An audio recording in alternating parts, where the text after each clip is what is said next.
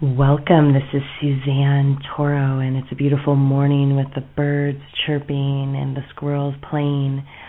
I wanted to thank you for joining us today, and today we're exploring dreams. It'll be the first of a continued conversation. It's a place that has always fed my awareness and is oftentimes just as real or feels even more real than this reality.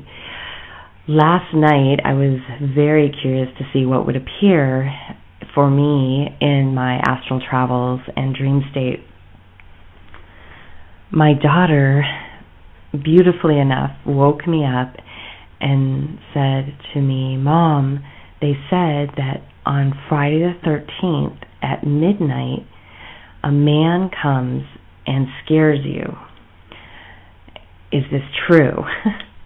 And I had to bring myself back to be present with her, and I sat there and was curious in my mind's eye what the date was, and it didn't match up.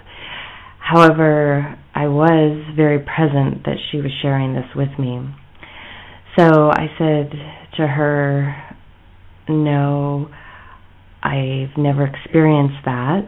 And then she had stated she was scared, and I told her not to worry, just to tell him that he's not welcome on Friday the 13th. With that, she seemed okay and then fell back asleep. When I went back to sleep, I started to connect with the number 13 and how that number actually had always been lucky to me. There wasn't anything auspicious about it. And typically on Friday the 13th, I'd had a really good day. So I was somewhat fascinated and will still kind of integrate and look forward to speaking with her about her dreams. And this also inspires me to encourage everyone to talk about their dreams and how oftentimes we appear in each other's dreams and there are messages and there are real experiences in those dreams, and to take time to reflect, let the dreams integrate, the information integrate, and to record. One of the things I wanted to share with you is there is a network that has launched, has been in the process of building, and they are called dreamcatcher.net. We will later on in the upcoming weeks have a longer interview with the creators of Dreamcatcher. It is a place where you can actually go and record your dreams and create community and start to see if you were dreaming about Friday the 13th, you can put that into the search engine there and see who else was dreaming about Friday the 13th last night. It is a fascinating concept to take the time to really explore this world and see where the serendipities lie, not only in the dream state, but also in this perceived reality, noticing and paying attention to people communicating around you and how they cross your path and why they cross your path. In the present moment, when we are aware, whether we're dreaming, whether we're walking around, whether we're meditating, if we bring presence in, that's where the magic unfolds, at least for me. So some of you might ask, well, I don't remember my dreams, and how can I start having the conversation? One way I would like to recommend potentially as an option to start remembering your dreams is to, before you go to sleep at night, just take a moment to reflect on your entire day. Allow yourself to watch your day as a movie and connect with the imagery. Don't necessarily judge your day. Just look at it, witness it, see it. Practice witnessing awareness. And then just take your time, fall asleep, and see what comes. Then the next morning, even if you have words, glimpses, ideas, concepts, write them down. Don't even think about it. Oftentimes when we don't take the time to reflect on our dreams, they disappear. It's not that the information's not there, but they just leave our awareness. They might pop back in later on during the day. This is why this Dreamcatcher network is a beautiful network, because you can quickly just hop on and log your dream if you choose and have a record. Otherwise, you could keep a journal by your bed and just write down what comes to you and then decide what you want to share. I also encourage, if someone comes to you in your dreams, to call them up, have a conversation. I recently had this experience, I think it was around Thanksgiving.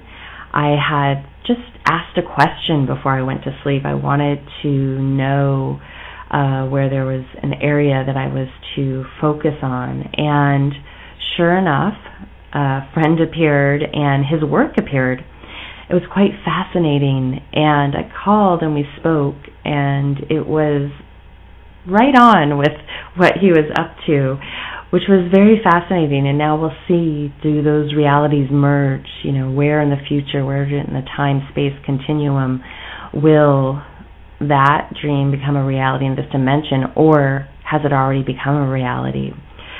These are fascinating conversations, and if we continue to explore, I feel that this will expand a part of our awareness and our ability to communicate with each other, not just in voice, but through our other states of awareness.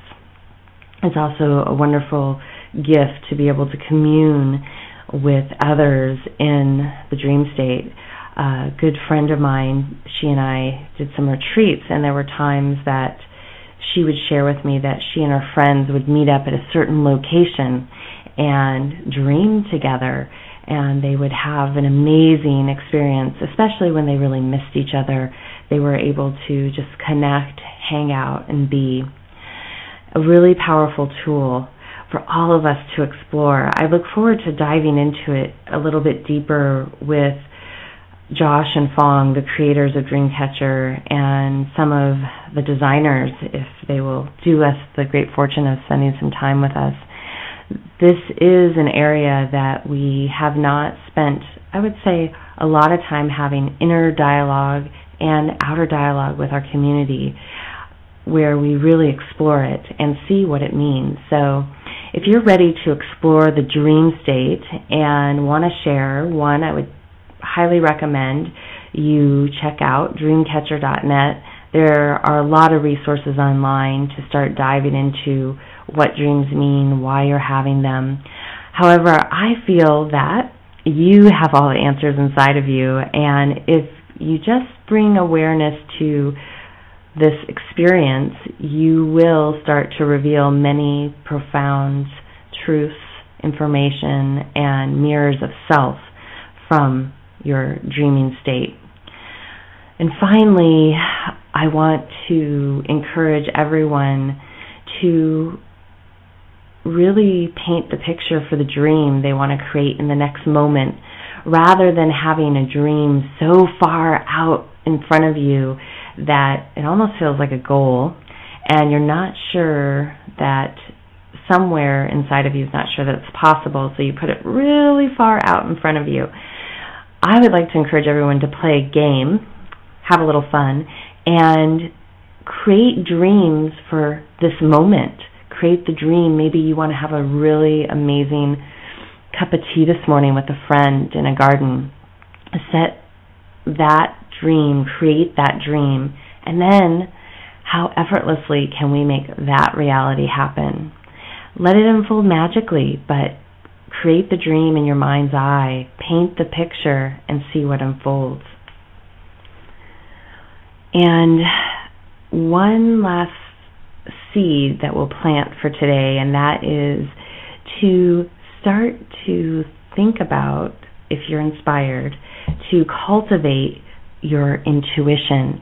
And how we can do this is, one, by bringing awareness to our dream state, and also when we paint those pictures, create those dreams for this moment, when we start to listen to ourselves and be present with how something unfolds, what happens at that moment is you start to create a deeper knowing with self and understanding of how you're to flow through your day, and an awareness when someone crosses your path where your attention might want to focus with a conversation, with turning a different direction on a street, with deciding to go ahead and attend a show or take a trip or even move to a new location. By being present with the moment and bringing awareness to all of our states of being, not just the perceived 3D reality,